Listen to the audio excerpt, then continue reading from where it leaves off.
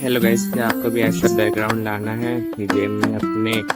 तो देखिए कितना मस्त बैकग्राउंड आ चुका है 9th एनिवर्सरी का। तो आइए हम आपको आज पूरा प्रोसेस बताते हैं ऐसा बैकग्राउंड लाने का। ये देख सकते हैं कितना औसम लग रहा है। और ये देखिए गाइस, बोर्ड पे हमारा नाम भी है।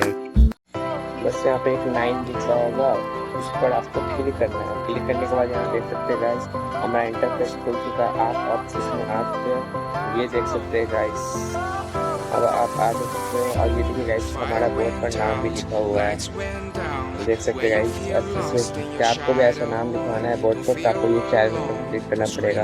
ये देख रहे गाइस, ये कंप्लीट करने के बाद आपको यहाँ पर ये बैच मिल जाएगा, जिससे आपका बोर्ड पर नाम आ जाएगा। और ये दूसरा है, यहाँ पे आपको 5 बैंड्स कंप्लीट करना होगा।